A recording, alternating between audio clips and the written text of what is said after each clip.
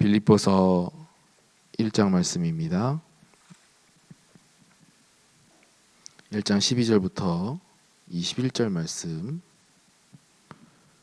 함께 봉독하도록 하겠습니다. 형제들아, 내가 당한 일이 도리어 복음 전파의 진전이 된 줄을 너희가 알기를 원하노라. 이러므로 나의 매임이 그리스도 안에서 모든 시위대하는과 그 밖에 모든 사람에게 나타났으니 형제 중 다수가 나의 매임으로 말미암아 주 안에서 신뢰함으로 겁없이 하나님의 말씀을 더욱 담대히 전하게 되었느니라. 어떤 이들은 투기와 분쟁으로, 어떤 이들은 착한 뜻으로 그리스도를 전파하나니 이들은 내가 복음을 변증하기 위하여 세우심을 받은 줄을 알고 사랑으로 하나 그들은 나의 매임에 괴로움을 더하게 할 줄로 생각하여 순수하지 못하게 다툼으로 그리스도를 전파하느니라. 그러면 무엇이냐? 거칠애로 하나 참으로 하나 무슨 방도로 하든지 전파되는 것은 그리스도니 이로써 나는 기뻐하고 또한 기뻐하리라. 이것이 너희의 간구와 예수 그리스도의 성령의 도우심으로 나를 구원에 이르게 할 줄을 아는 고로 나의 간절한 기대와 소망을 따라 아무 일에든지 부끄러워하지 아니하고 지금도 전과 같이 온전히 담대하여 살든지 죽든지 내 몸에서 그리스도가 존귀하게 되게 하려 하나니 이는 내게 사는 것이 그리스도니 죽는 것도 유익함이라. 아멘. 하나님의 말씀을 더욱 담대히 전하는 전도자들, 이런 말씀으로 우리 강단 말씀 받았습니다. 마귀는 사람을 통해서 말씀 전파를 방해해요. 그래서 꼭 전도 현장에 나가면 방해하는 사람들이 꼭 있어요. 현장에 나가서 이제 복음을 전할 수 있는 기회가 이제 생겼습니다. 그런데 어떻게 상황을 만들어 가냐면 사람이 없었어요. 그 사람과 저와 1대1 시간이었단 말이에요. 근데 그렇게 한적한 곳이었는데 꼭 복음을 전하려고 하면 꼭 특히나 중요한 그리스도에 대해서 설명을 하려고 하면은 주변이 어수선해지고 시끄러워져요. 갑자기 막 오토바이 지나가고 막 오토바이도 그냥 오토바이가 아니에요. 막 빠라바라바라 뭐 이러면서 막 지나가기도 하고요. 차들이 갑자기 막 막히면서 서로 빵빵 경적을 울리고요. 처음에는 저는 우연인 줄 알았어요. 내가 참 집중이 안 되는구나. 먼저 그렇게 알았는데 계속 현장 속에서 그런 일들이 계속 우연치 않게 반복되다 보니까 이게 사단의 역사구나 라는 것을 깨닫게 되었습니다. 또 꼭 복음을 전하려고 하면은 같이 오지 않았던 친구가 갑자기 지나가면서 그 복음을 받고 있는 사람의 친구가 데려가기도 해요. 근데 이게 한 번이 아니라 뭐 여러 번에 이게 반복이 되니까 복음을 듣지 못하게 만드는 방해 요소가 있구나 라는 것을 좀 보게 되었습니다. 또 갑자기 또 전화가 와요. 꼭 중요한 그 복음 그리스도를 설명하려고 하면은 참 신기하죠. 전화가 옵니다. 근데 그 상대방을 봤을 때 굉장히 외롭고 주변에 사람이 없는 사람처럼 보이는데 꼭 그렇게 전화 와요. 뭐 광고 전화 오든지 아니면 뭐 아이들한테는 이제 부모님이 전화를 오든지 그렇게 꼭 전화가 오고 막 그렇게 방해하는 요소가 있습니다. 그것은 바로 복음을 전하지 못하게 만드는 사단이에요. 우리가 이 사실을 알면 더 이상 사단한테 속을 일이 없겠죠. 그래서 우리는 또 문제와 사건, 환경, 상황을 전파할 수 없게 만들어요. 우리 전도자들에게 문제도 주고 또 상황들도 만들어주고 또 환경들도 그렇게 전도하지 못하게 만드는 환경을 만들어 놓습니다. 그러니까 이러한 것들로 이제 전도자의 마음을 막 흔들어 놔요. 뭐하러 이렇게 먼 곳까지 전도하러 오냐? 뭐 그런 이제 방해들, 핍박들도 굉장히 많죠. 또 뭐 금전적인 부분들을 건드려서 이제 마음을 또 심란하게 만들어요. 또 또 가정으로부터 핍박받습니다. 꼭 전도하려고 하면은 집에서 또 이제 분위기가 이제 싸해지는 거 있죠.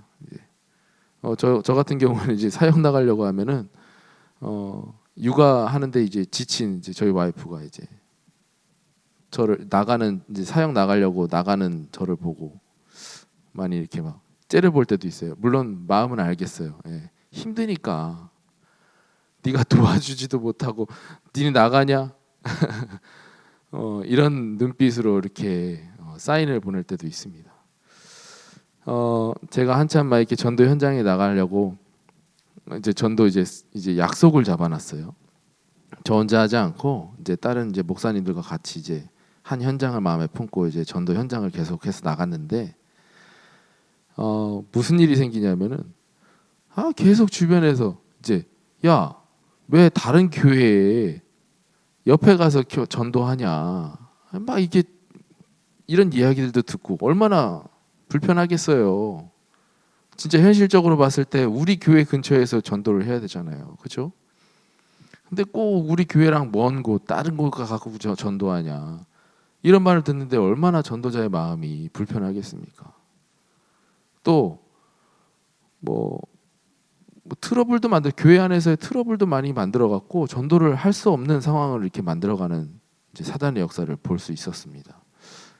뭔 이야기까지 들었냐면 이제 그분이 이제 교회에서도 이제 열심히 하려고 하시는데 그분의 마음은 그래요. 이제 동기가 남들 앞에서 내가 이만큼 하고 있다 이거를 보여주기를 원하는 것 같아요.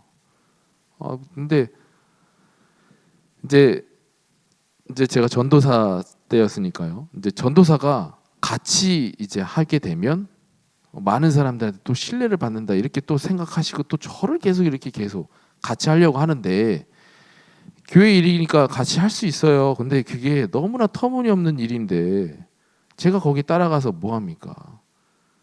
뭐 이제 청소년들 데리고서 이제 많은 활동들을 하려고 이렇게 하는데 청소년들 분위기가 어떠냐면은 이미 교회에서 뭘 하자고 하면은 싫어하는 분위기예요. 근데 너무나 복음과 먼 활동들을 자꾸 하려고 하는데 얼마나 더 싫겠어요. 오히려 그러니까 그런 일들을 하는 거예요.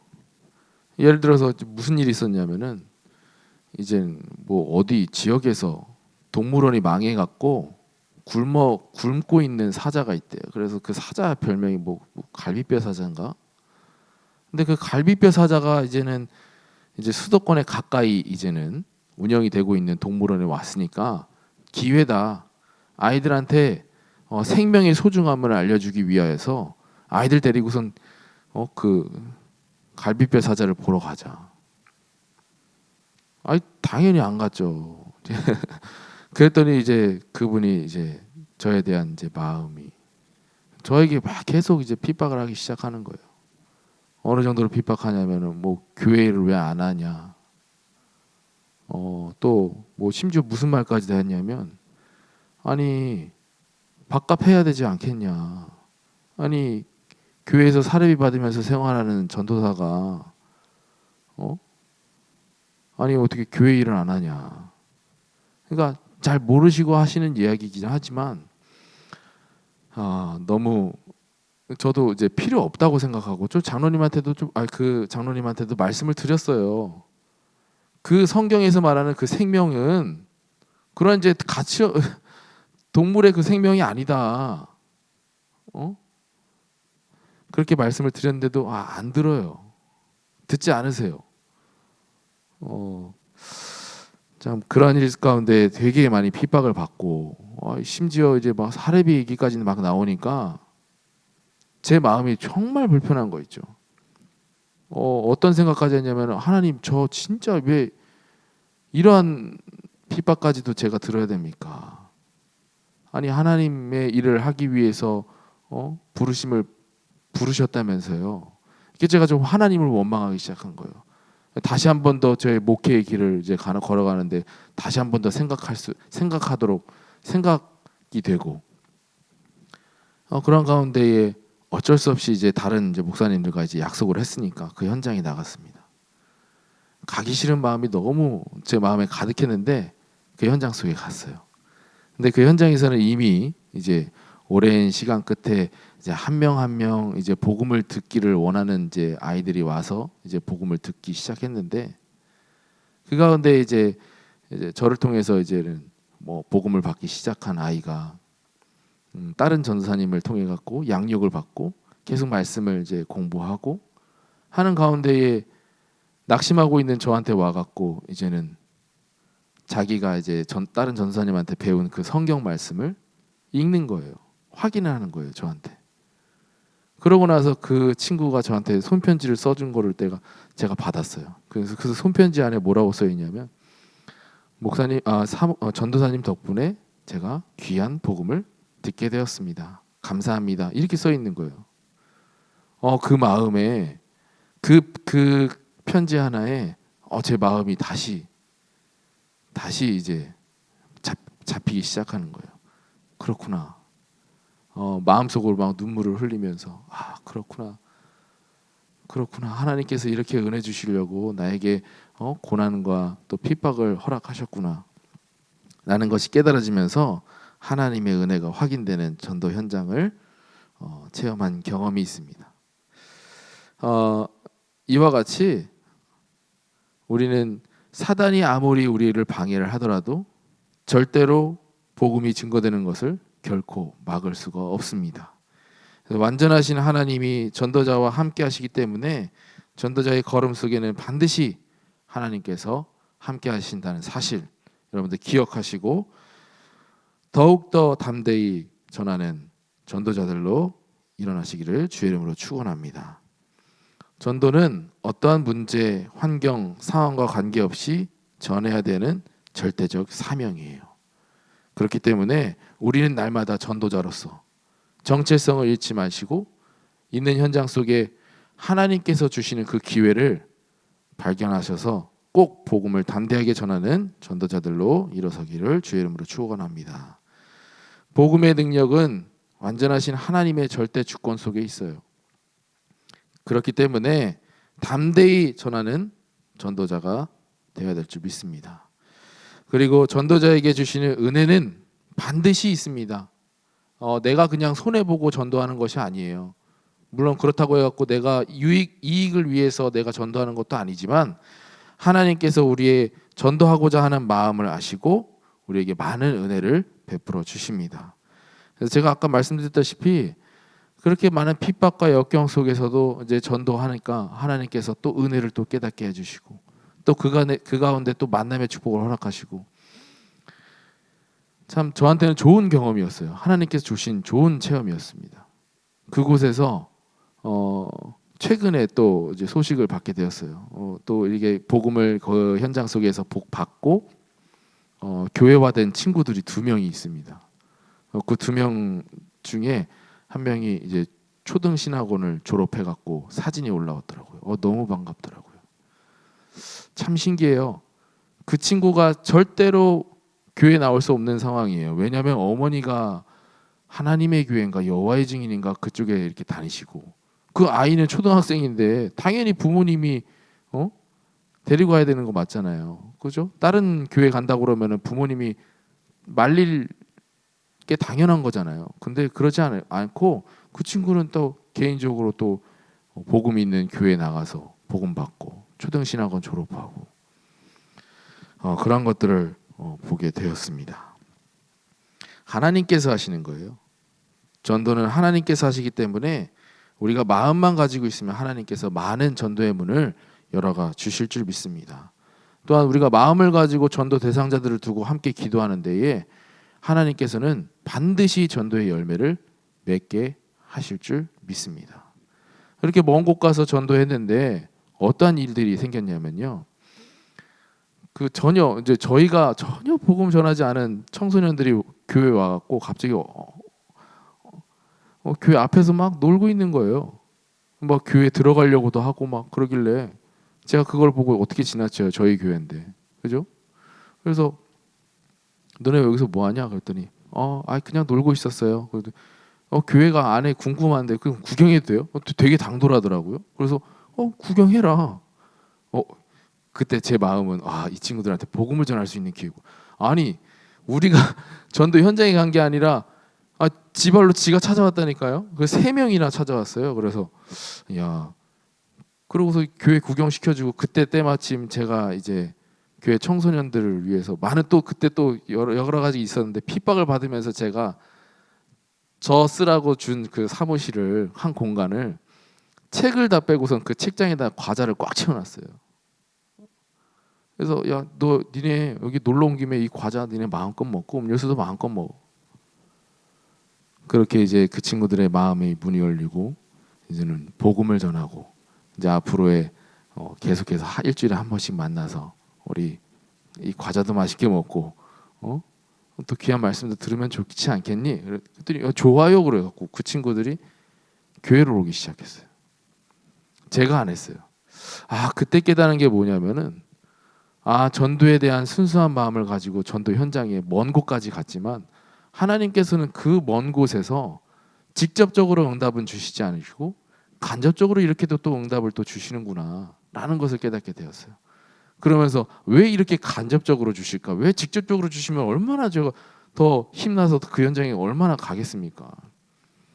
근데 직접적으로 주시는 것보다 간접적으로 주신 이유를 하나님께 묻는 기도를 하니까 하나님께서 제 마음에 주시는 게 뭐냐면, 너 분명히 직접적으로 너에게 응답을 주면 너가 했다고 생각할 것이다. 교만한 내 마음을 하나님께서 말씀을 해주시더라고요. 그렇잖아요. 겸손해야 되잖아요. 하나님께서 하시는 건데 마치 내가 한 것 마냥 교만 떨면 안 되잖아요. 그렇죠? 저를 누구보다 더 잘하시고 제 머리카락까지 세고 계시는 하나님께서 제 마음을 미리 아시고 그렇게 간접적으로 응답을 주신다는 것을 확인하게 되었습니다. 그래서 꼭 우리는 우리의 삶 속에 전도에 대한 나만의 스케줄을 꼭 가져야 될 줄 믿습니다. 꼭 가지세요. 정말 그 시간만큼은, 내가 정한 그 시간만큼은 내가 전도에 집중을 하겠다. 단 30분이라도 1시간만이라도 내가 마음을 품고 있는 그 현장 속에 가서 기도하고 오겠다라는 마음 갖고 있으면 하나님께서 반드시 은혜로 인도하여 주실 줄 믿습니다. 그래서 반드시 우리가 그 현장을 품고 전도의 스케줄을 갖고 있을 때에 하나님의 나라의 망대가 여러분에게, 또한 가정과 여러분이 마음에 품는 그 현장 속에 세워지게 될 줄 확신합니다. 어제 장로님, 어떤 아는 장로님 한 분을 만나고 왔어요. 그 장로님은 이제 전도를 항상 마음에 품고 계셨던, 그리고 이제 나름 이제 시간이 되면은 이제 전도 현장에 나가서 이제 복음을 전하셨던 장로님이에요. 근데 그 장로님이 이제는 암이 생겼어요. 근데 암을 발견한 게 말기였어요. 근데 그 장로님이 이제는 암이 온몸에 다 전이가 돼갖고 이제 병실에 이제 누워 있을 수밖에 없는 상황이었어요. 그래서 제가 이제 병문안 겸 이렇게 찾아뵀는데, 근데 그 장로님이 암이 그렇게 다 전이 돼갖고 얼마나 고통스럽겠어요. 근데 평안해 보이는 거 있죠. 아니 되게 막 빼짝 마르고 막 이제 뭐 곡기도 다 끊으시고 다 이렇게 해갖고 몸이 되게 불편하실 줄 알았는데 엄청 편안해 보이세요. 그래서 되게 편안해 보이시네. 좀 더 사실 것 같다라는 이제 제가 생각을 했는데, 그 장로님이 저를 만나자마자 하시는 말씀이, 나는 나에게 남은 것은 오직 하나님의 소망뿐이다 이러는 거예요. 근데 그게 연결이 되는 거 있죠. 내가 보고 느낀 것과, 그렇구나. 장로님에게 이제 오직 하나님이 주시는 그 소망뿐이 안 남았기 때문에, 소망만 남았으니까 진짜 편안해, 그래서 편안하게 보여주셨나 보다 라는 것이 느껴졌습니다. 뭐겠습니까? 오직이에요. 오직 우리의 마음속에 하나님이 주시는 그 소망만이 가득할 때에, 다른 동기 말고요, 다른 세상적인 것 이런 욕심 말고요, 오직 하나님이 주시는 그 소망만이 가득할 때에 우리에게도 평안을 하나님께서 허락하시겠구나. 그래서 우리는 오직이 되어야 될 줄 믿습니다. 오직 그리스도, 오직 하나님의 나라, 오직 성령 충만, 그 언약 붙잡고 우리가 오직 복음 중심으로만 시작하고 오직 말씀의 중심으로 진행하고 오직 기도로 하나님의 계획을 보며 결단하는 여러분들이 되기를 주의 이름으로 축원합니다. 살아계신 하나님 감사합니다. 우리에게 언약을 허락하여 주시고 이 세상을 하나님께서 보여주시며 하나님이 주시는 그 꿈을 품게 만드는 하나님의 은혜에 감사를 드립니다. 날마다 전도하기를 힘쓰며 정말 그 전도하는 그 현장 속에 담대히 복음을 전할 수 있는 우리 전도자로 인도하여 주시옵소서. 살아계신 주 예수 그리스도의 이름으로 기도드렸습니다. 아멘. 하늘에 계신 우리 아버지여, 이름이 거룩히 여김을 받으시오며 나라에 임하옵시며 뜻이 하늘에서 이루어진 것 같이 땅에서도 이루어지리라. 오늘날 우리에게 일용할 양식을 주옵시고 우리가 우리에게 죄진 자를 사하여 준 것 같이 우리의 죄를 사하여 주시며 다만 악에서 구하옵소서. 대개 나라와 권세와 영광이 아버지께 영원히 있사옵나이다. 아멘.